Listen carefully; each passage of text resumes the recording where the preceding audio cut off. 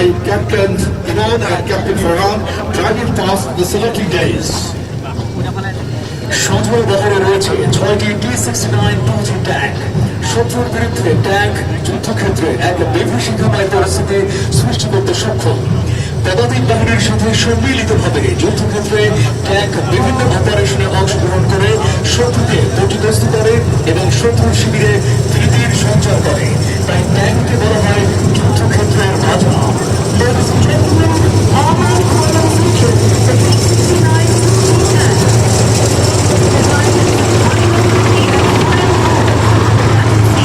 ওদের স্বপ্ন পূরণে পাশে থাকতে পেরে আমরা গর্বিত। প্রথমেই রয়েছে রাশিয়ার তৈরি অত্যাধুনিক আর্মার্ড পার্সোনাল ক্যারিয়ার BTR-80। এর ভেতরে অবস্থান নিয়ে পদাতিক বাহিনীর যোদ্ধাগণ অস্ত্র, গোলাবারুদ সহ শত্রু অভ্যন্তরে দ্রুত গতিতে প্রবেশ করে আক্রমণ করতে সক্ষম এবং এই যানসমূহ পানির মধ্যে অনায়াসে চলতে পারে। জাতিসংঘ শান্তিরক্ষা মিশনের বিভিন্ন অভিযানে বাংলাদেশ সেনাবাহিনীর সদস্যরা অত্যন্ত দক্ষতার সাথে এই বাহনটি ব্যবহার করে আসছে।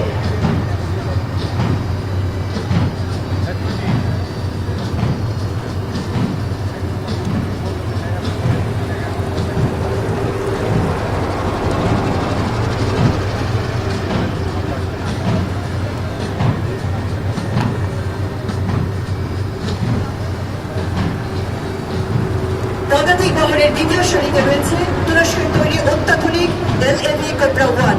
উচ্চগতি সম্পন্ন ও শক্তিশালী এই ট্যাকটিক্যাল যানটি পদাতিক বাহিনীর টহল, দ্রুত সৈন্য পরিবহন এবং ঝুঁকিপূর্ণ এলাকায় নিরাপদে অভিযান পরিচালনায় অত্যন্ত কার্যকর। তৃতীয় সারিতে রয়েছে যুক্তরাষ্ট্রের তৈরি অত্যাধুনিক মাইন রেজিস্ট্যান্ট অ্যাম্বুশ প্রোটেক্টেড যান ম্যাক্স প্রো বেস। এই সফল যানটি মাইন ও আইডি বিস্ফোরণের আঘাত থেকে ভেতরে অবস্থানরত সৈন্যদের সুরক্ষা প্রদান করে। এই বহরের চতুর্থ সারিতে রয়েছে অ্যান্টি ট্যাঙ্ক ওয়েপন PF-90, যা শত্রুর ট্যাঙ্ককে ধ্বংস করার ক্ষেত্রে কার্যকরী ভূমিকা পালন করে। পঞ্চম সারিতে রয়েছে anti tank guided weapon মেটিস M1, যা শত্রুর যে কোনো ট্যাঙ্ক নির্ভুলভাবে আঘাত করে ধ্বংস করতে সক্ষম।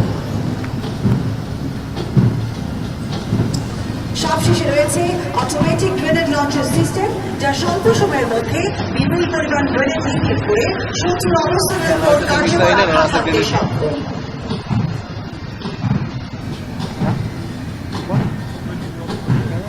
সম্মানিত সুধী মণ্ডলী, এবার যান্ত্রিক পর্বে এগিয়ে আসছে গোলন্দাজের কামান বহর।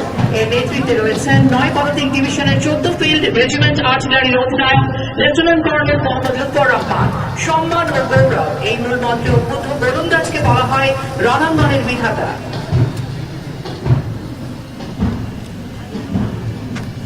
Ladies and gentlemen, artillery contingent led by Lieutenant Colonel Mohammad Lutfur Rahman, commanding officer 14th Field Regiment Artillery, driving towards the saluting days.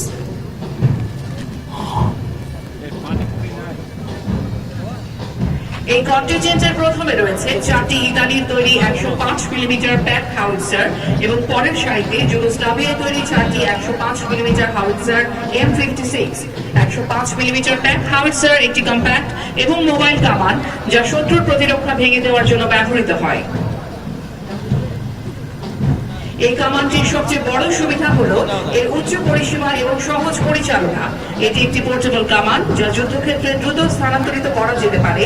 এর উচ্চ গতি এবং ক্যালিবারের গুণগত মান এটিকে সব ধরনের শত্রুর বিরুদ্ধে কার্যকরী করে তোলে। 105 মিলিমিটার হাউইটজার M56 যুগোস্লাভিয়ায় তৈরি একটি হালকা ওজনের অত্যাধুনিক কামান, যা বিশেষভাবে নির্ভুল গোলাবর্ষণে সক্ষম। এটি বিশেষভাবে যুদ্ধক্ষেত্রে সুনির্দিষ্ট লক্ষ্যবস্তু ধ্বংস করার জন্য ডিজাইন করা হয়েছে। এই নির্ভুলতা এবং অপরিমেয় গতি এটিকে একটি কার্যকরী অস্ত্র হিসেবে তুলে ধরে। এরপর রয়েছে রেজিমেন্ট অফ আর্টিলারির আধুনিক সংযোজন সার্বিয়ার তৈরি 155 মিলিমিটার সেলফ প্রপেলড আর্টিলারি গান নোরা P-52। উল্লেখ্য যে এটি বাংলাদেশের প্রথম এবং একমাত্র স্বচালিত কামান ইউনিট, যা 11 এসপি রেজিমেন্ট হিসেবে 11 পদাতিক ডিভিশনের অনুসরণ করে তৈরি করা হয়েছে। এর স্বয়ংক্রিয় লোডিং সিস্টেম এবং উন্নত ফায়ার কন্ট্রোল প্রযুক্তি স্যাটেলাইট গাইডেন্সের সহায়তায় দ্রুত ও নির্ভুল গোলাবর্ষণ করে 40 কিলোমিটার দূর পর্যন্ত শত্রুকে ধ্বংস করতে সক্ষম। একটি উল্লেখযোগ্য হাতিয়ার হিসেবে নোরা B-52 আন্তর্জাতিক বাজারেও ব্যাপক সমাদৃত।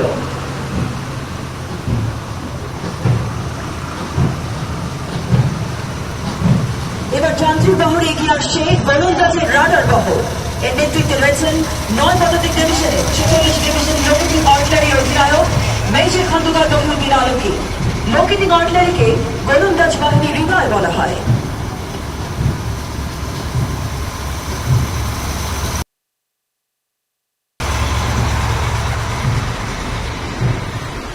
Ladies and gentlemen, now the division locating artillery contingent led by Major Khandakar Mohit driving towards the saluting dais. এই কন্টিনজেন্টে রয়েছে চীনের তৈরি 2 set SLC-2 weapon locating radar. রাডারের প্রতিটি সেটে একটি টার্মিনাল যান, একটি RF যান এবং একটি জেনারেটর যান রয়েছে। এই রাডার 50 কিলোমিটার দূরত্ব থেকে সঠিকভাবে শত্রুর অবস্থান শনাক্ত করতে সক্ষম। এই রাডার শত্রু আর্টিলারি রকেট এবং মিসাইল লঞ্চার শনাক্ত করার জন্য ডিজাইন করা হয়েছে। এটি কাউন্টার ব্যাটারি ফায়ারকে গাইড করে নিজ আর্টিলারি ফায়ার সমর্থন করতে পারে। স্বল্প সফটওয়্যার মডিফিকেশনের মাধ্যমে এটি হালকা বিমান, হেলিকপ্টার এবং RPV UAVর মতো লো ফ্লাইং এয়ারক্রাফট শনাক্ত এবং ট্র্যাক করতেও ব্যবহার করা যায়।